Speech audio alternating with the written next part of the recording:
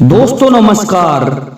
आप सभी का हार्दिक स्वागत और अभिनंदन एक बार हमारे YouTube चैनल ज्ञान स्टार प्लस में।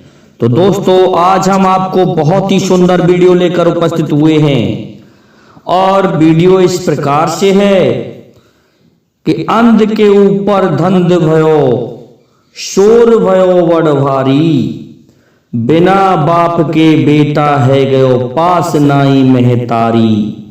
दोस्तों बहुत सुंदर वीडियो है।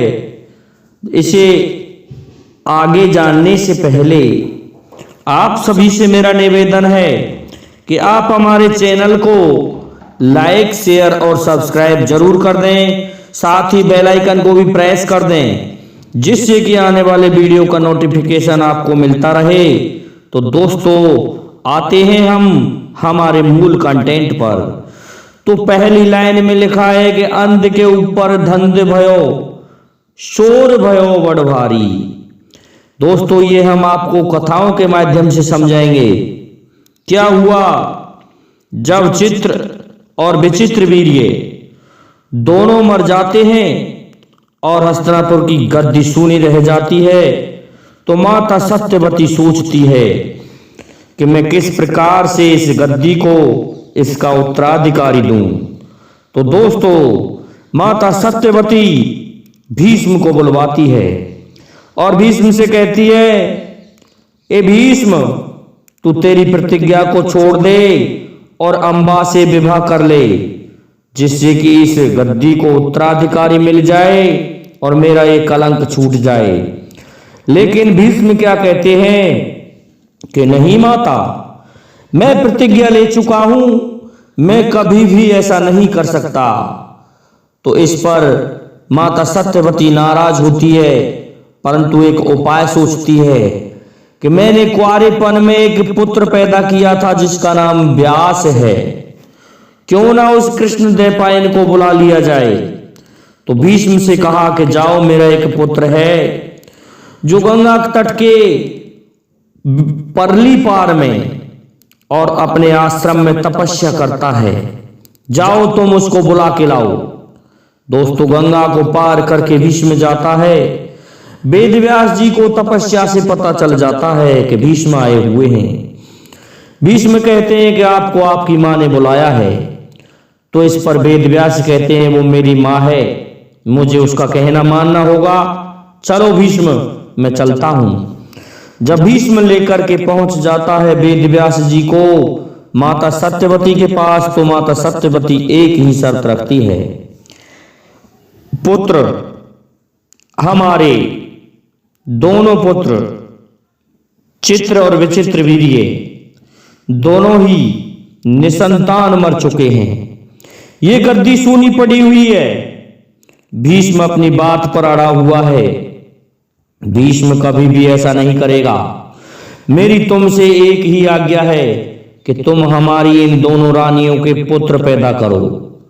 तो इस पर कृष्ण द्वैपायन जी कहते हैं कि माता ठीक है, आपने कहा मैं वही करूंगा, लेकिन मुझे इसमें 1 वर्ष का समय लग सकता है कि हम 1 वर्ष कुछ भी नहीं जानते।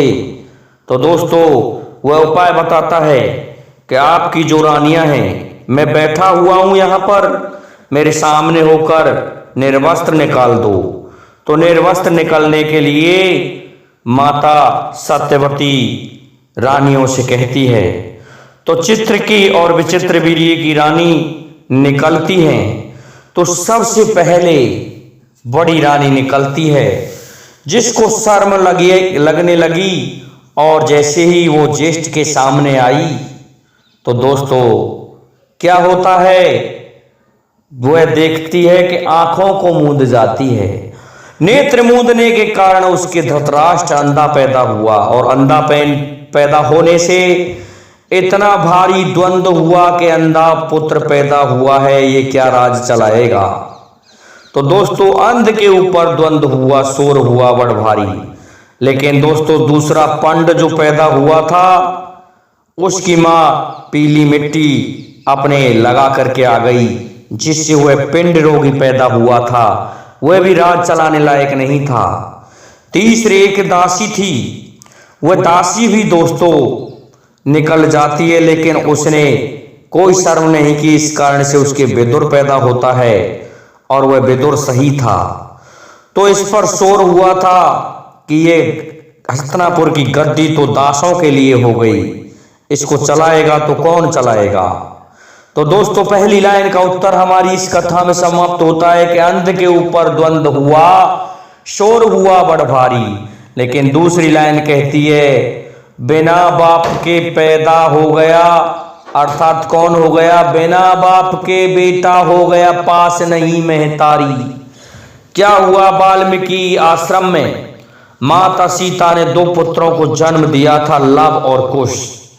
लेकिन दोस्तों एक दिन माता सीता कहने लगी कि हे ऋषि जी, मैं कुछ लकड़ियां लेकर के आती हूं, तुम मेरे बालकों को अपने पास रखना इस पर, और मैं बड़े पुत्र को छोड़ जा रही हूं, एक को ले जा रही हूं। लेकिन क्या होता है, माता सीता ने सोचा कि ये ऋषि है, तपस्या कर रहा है, इसको ध्यान नहीं रहा तो कोई बच्चे को ले जाएगा, इसलिए दोनों बच्चों को अपने साथ ले गई। जब ऋषि जी ने देखा कि उस कुटिया में कोई बालक है ही नहीं, उसने सोचा कोई जंगली जानवर उठा करके ले गया।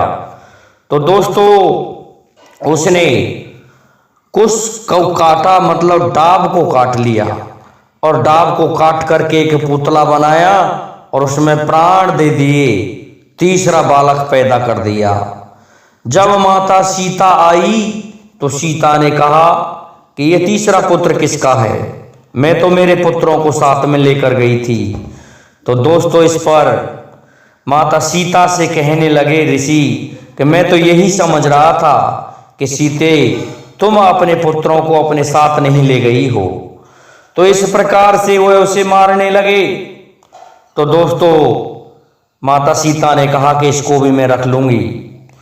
इस प्रकार से कुश का जन्म हुआ। दोस्तों लोग कहते हैं कि 2 पुत्र पहले ही पैदा हो गए थे, लेकिन ऐसा नहीं है दोस्तों, केवल एक लव पैदा हुआ था भगवान राम का, तो लेकिन जो कुश पैदा हुआ था वह वही था। तो इस प्रकार से माता सीता के 2 पुत्र हो गए थे। कहने वाले लोग इसको ये कहते हैं कि माता सीता पर 3 पुत्र थे, लेकिन 3 नहीं थे, केवल 2 ही पुत्र थे, लव व कुश। कुश का जन्म महर्षि वाल्मीकि ऋषि ने अपनी तपस्या के बल पर किया था। वहां पर ना तो बाप था और ना महतारी, अर्थात ना राम थे और ना माता सीता थी। इस प्रकार से हमारी दूसरी लाइन पूर्ण होती है कि बिना बाप के बेटा हो गया, पास नाई महतारी। दोस्तों वहां जन्म देने वाली महतारी भी नहीं थी, मां भी नहीं थी। इस प्रकार से हमारी ये पहेली यहाँ पर संपूर्ण होती है कि अंध के ऊपर द्वंद होयो, शोर भयो बड़ भारी, बिना बाप के बेटा है गयो, पास नाई महतारी। दोस्तों मैं समझता हूं आपको हमारी ये वीडियो अच्छी लगी हुई होगी, इसलिए अब आप सभी से मेरा निवेदन है कि आप हमारे इस वीडियो को अधिक से अधिक लाइक, शेयर और सब्सक्राइब करें। साथ ही बेल आइकन को भी प्रेस कर दें, जिससे कि आने वाले वीडियो का नोटिफिकेशन आपको मिलता रहे। दोस्तों जय हिंद, जय भारत, जय जय श्री राधे, जय जय श्री राम।